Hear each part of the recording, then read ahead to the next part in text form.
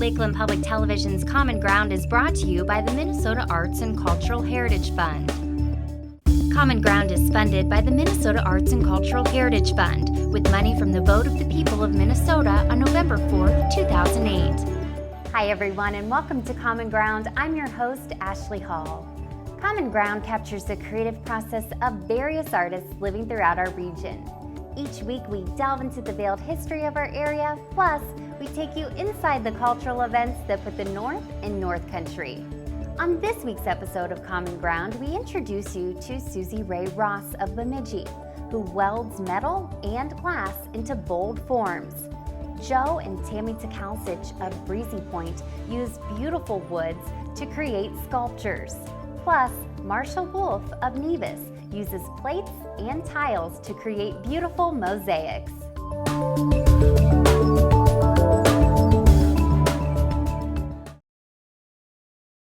Hi, my name is Suzi Rae. I'm a sculptor here in northern Minnesota, and I've been working in metals and casting for pretty much 20 years overall, but welding for the last 10.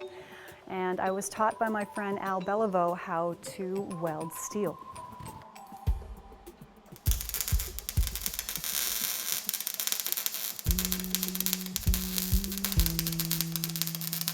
My first step is to go dumpster diving. I use almost all recycled materials.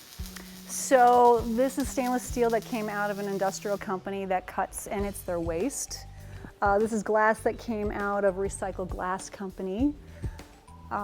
This is recycled waste out of a metal company. And the two-part epoxy I used to make these faces also came from industrial waste. It came from the pipeline. So everything here is salvaged except for the paint. Everything I use has been saved from a landfill. It makes me feel good, and plus I like taking something that was somebody else's garbage and making it beautiful. I think of these as giant pieces of garden jewelry. I try to capture the eye in a piece, and you want an eye to travel around the piece and come back in. So on this piece, I'm looking at the big circle, brings you in, brings you around, brings you back in again, and then back in again. So you want the eye to travel around the piece and stay in it for as long as possible, and that makes it more enjoyable and creates movement and energy and appeal. So this one would be called Chained. It's going to go into a bicycle show at Bridget's Cross Pub in August. And the whole idea of the show was bicycles, and so I took a bicycle chain and then chained in this beautiful piece of aqua glass. And it's going to be a wall hanging, so it'll hang up on the wall like that. But to me, the chain reminds me of a piece of seaweed or, driftwood up on a beach. So, I like the natural rust with the pretty shiny that kind of complements each other, the contrasting rough and smooth, shiny and dull. So that one turned out kind of pretty. This one's going to be called Geared. And so it's a bicycle gear that glass got wrapped up into. So just small wall pieces. But, people are throwing bicycles away every day at the transfer station. So the materials are out there. If you feel inspired, you see something in something, don't be afraid to grab it and play with it. See what you can do. Trying to capture something into a piece is my favorite work. If I can create a casting around a rock, it's really fun, but it's time consuming and messy and it's tricky. Something being held in the work quite often is a metaphor for me, a metaphor of being captured or held, or your spirit being put up on a pedestal. The movement and the shape, those are all things that are going through my head on a regular basis. A lot of times my titles are chained or captured or, randomness.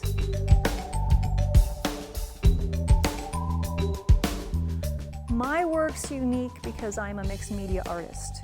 I'm combining my background of painting, which I got my bachelor's in, along with ceramics, which is my sculptural background, and turning that into a sculpture, format.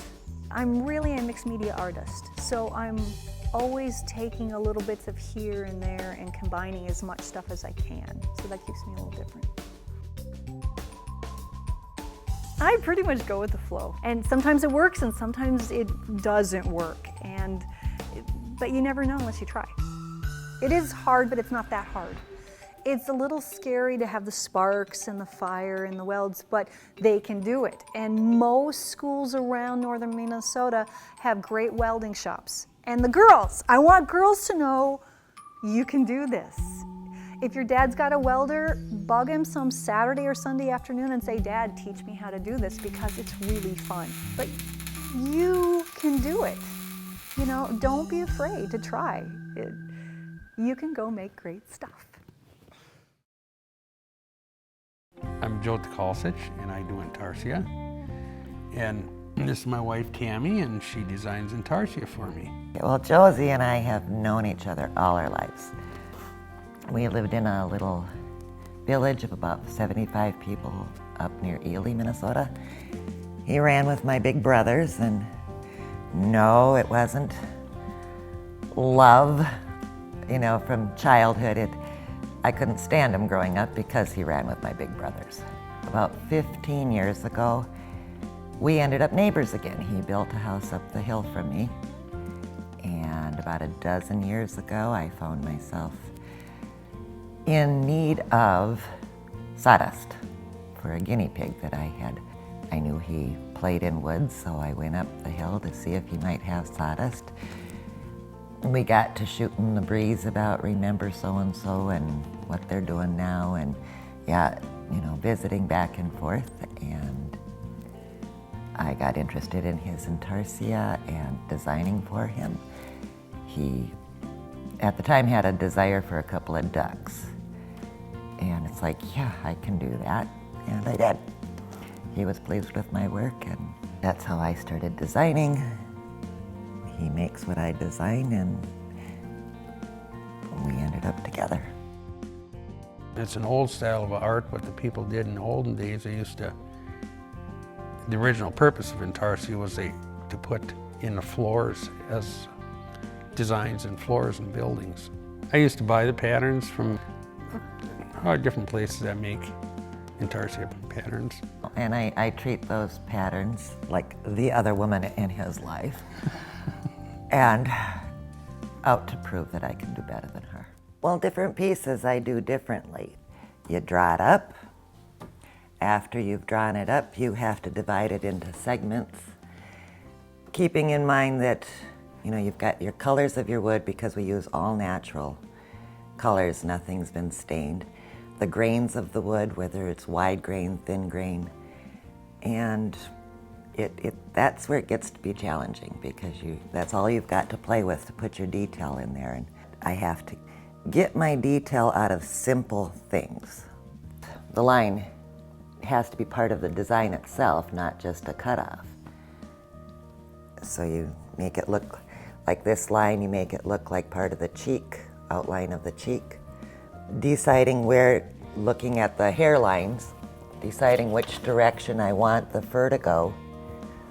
And from there you have to decide where you want to cut the lines.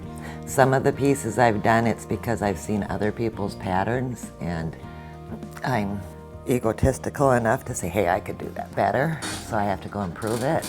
It's a challenge, the Intarsia does. It looks simple. You look at the pattern, it almost looks like a cartoon or a coloring book drawing.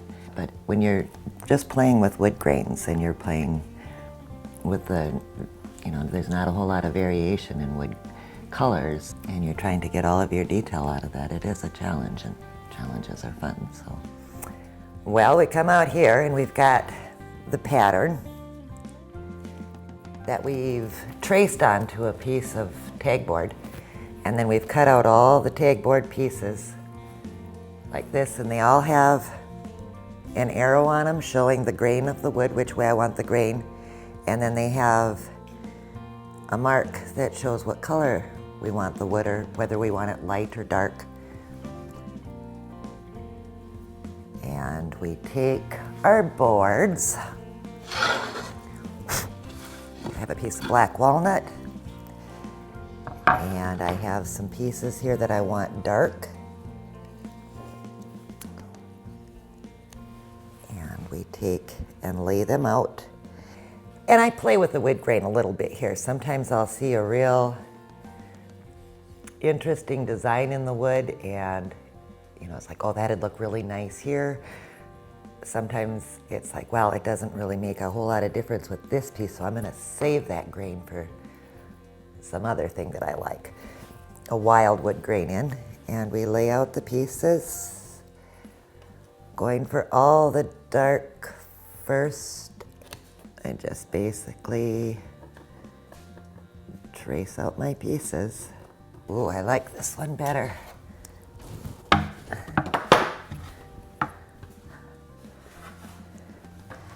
Because this one is a medium dark, and see how we get the nice grain like this in the wood?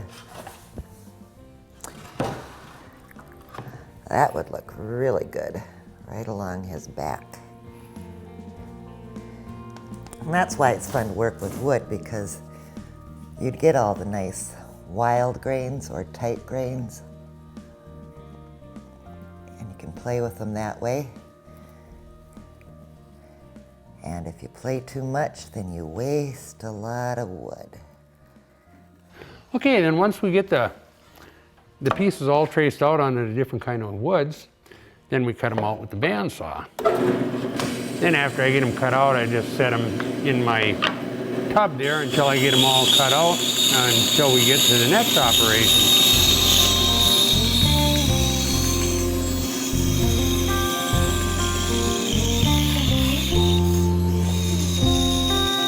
Okay, now we're all set up to go to our next step here, which will be to take the burr off the back, and then I'm going to round the corners here to give it a little more character when you put it together. First I'll round them with the Dremel, and then I'm going to hand sand each piece individually.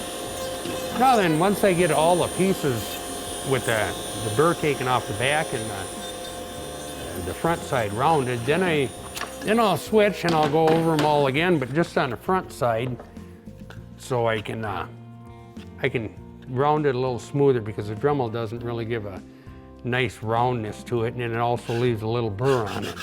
So then I'll go over all these pieces and get them all rounded nice. Then you just continue on and do all these pieces until you get them all sanded. There, now once we get all the pieces done, our next step, we'll take them over to the table and I'll lay them out on the original plan, just to make sure they fit together. And if they don't all fit together just right, I can sand a little bit here and there, but hopefully I've done well enough job they'll all fit pretty much. And it also helps you figure out where the pieces go, because when you glue it to the backboard, which I got over here, I cut that out earlier, it's kind of a fast process, so you want to just transfer these pieces quite fast over there. So, because I put glue on the whole thing, and you don't want the glue to dry first. It dries pretty fast, see? And we just lay them all out here and kind of check to see how well this is going to fit. And then if they're fitting pretty good, but not real, they're not going to be real tight, because we're not perfect, but we can always adjust them a little bit so you get the same amount of space in between the pieces. And then once you finish it, it hides a lot of that. And unless you really studied it, which you're not going to really stick your nose in there and study it, you'd never notice that much, little bit if it's off a little bit anyway. There. And then I'll take and I'll put glue on the entire backboard, and I'll take and I'll transfer them over from the plan onto the backboard, and this is what holds them together.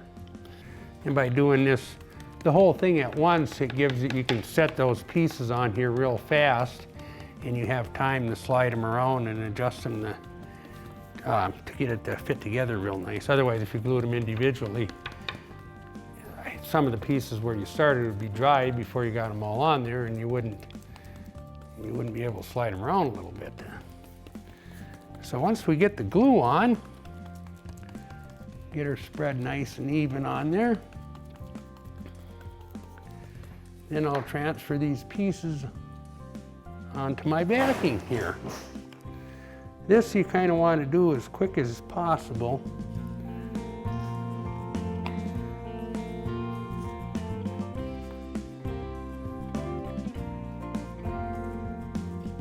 And see here now I'm sliding together to get them to fit a little like they're supposed to. Then once you get them all on there, then you kind of adjust everything so it fits together nice on you, I mean. Then I'll clamp this overnight until the glue is good and dry. Then once it's dry, next day I'll take and I'll surface sand the whole thing with an orbital sander. First I shellac it. I dip the whole piece in the shellac. I thin the shellac out real thin. That way it seals everything all around into the cracks and everything, and then I sand it again and I give it 2 coats of varnish. And then it's done. And when it gets all done, it should look like this. This is your finished product, and it's ready to hang on the wall.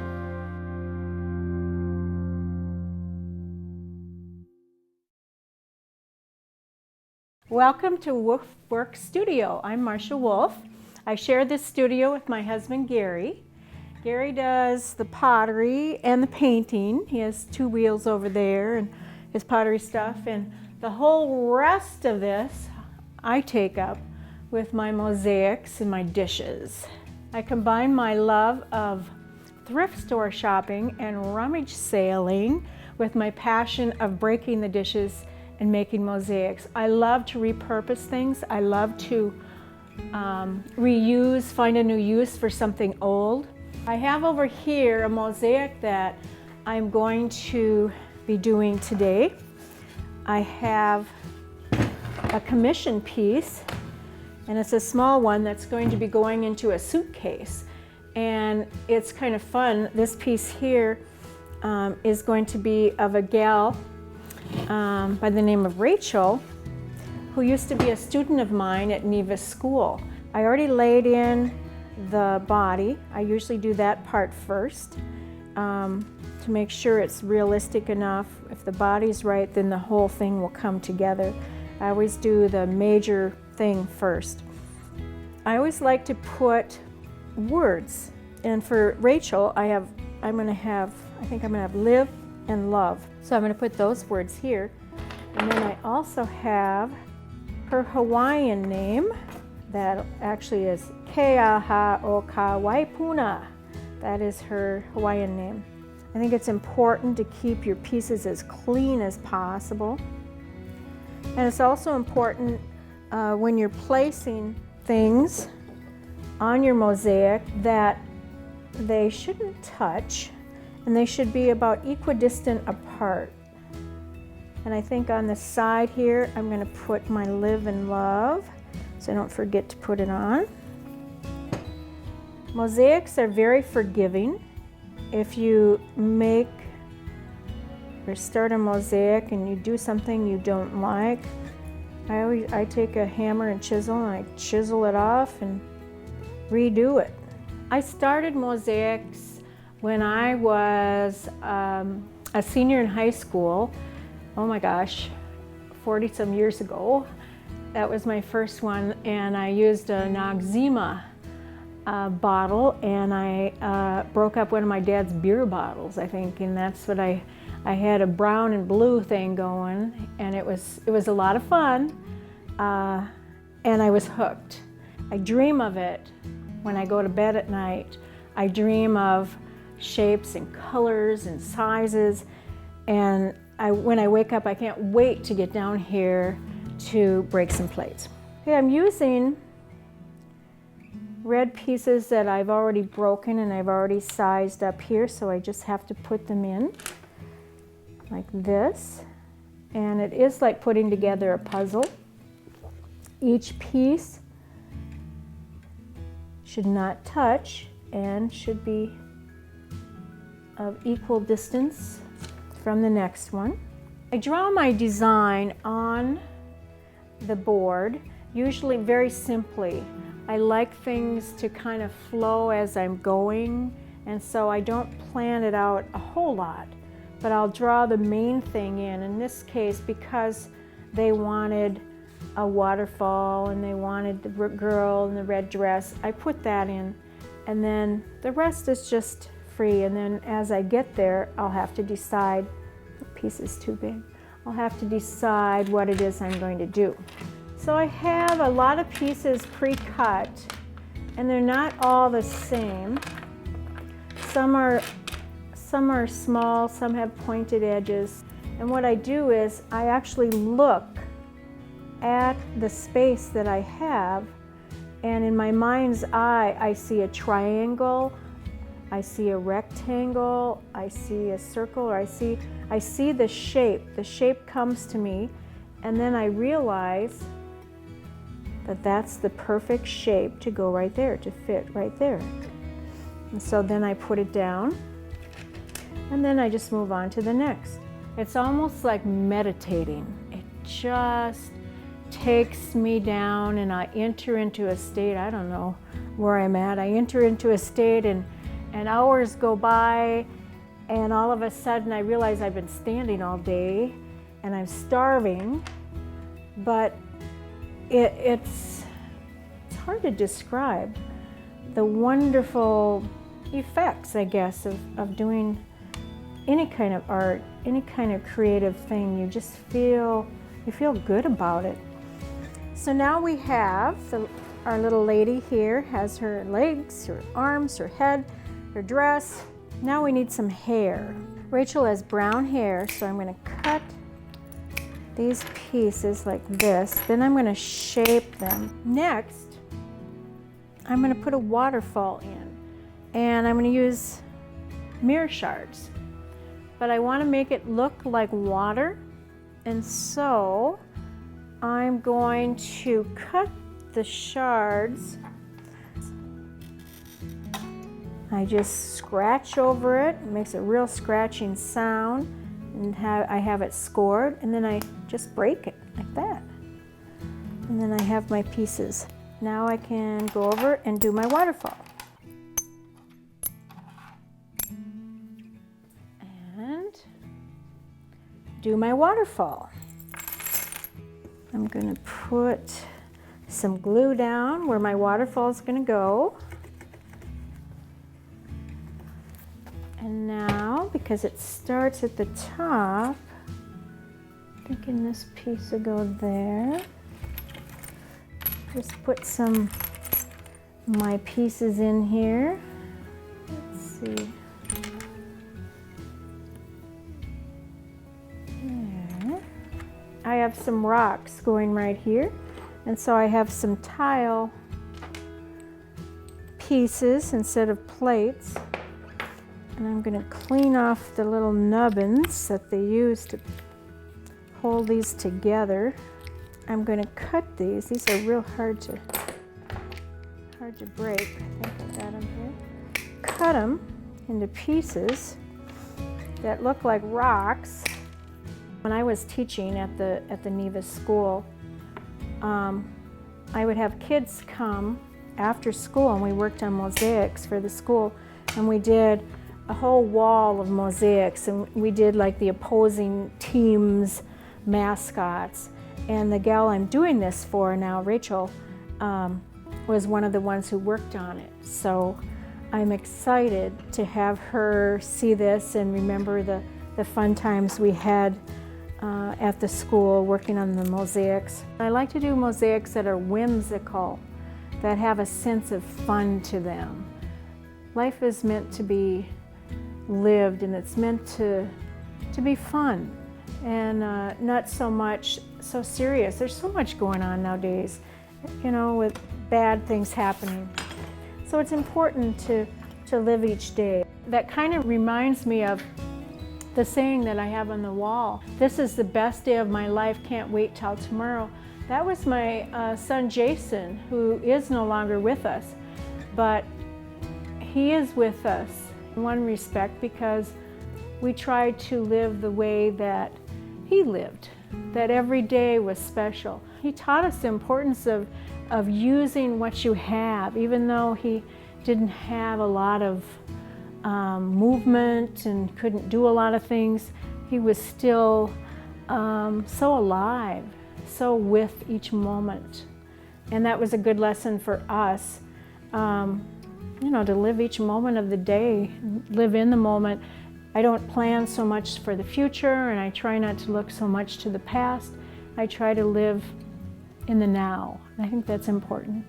It is to me anyway.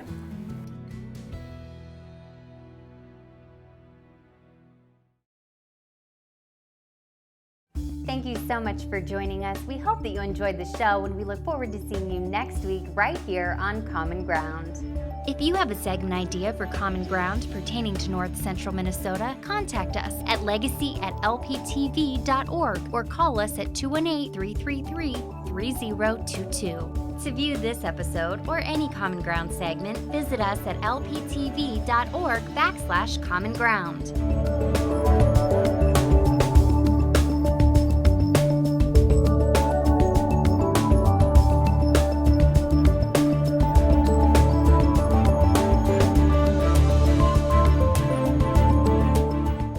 Individual segments or copies of Common Ground, please call 218-333-3020. Common Ground is funded by the Minnesota Arts and Cultural Heritage Fund with money from the vote of the people of Minnesota on November 4th, 2008.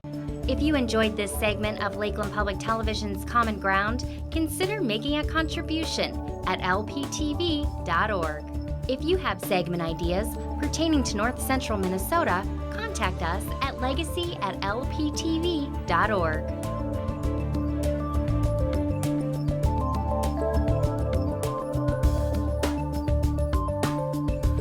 Common Ground is funded by the Minnesota Arts and Cultural Heritage Fund by the vote of the people on November 4th, 2008.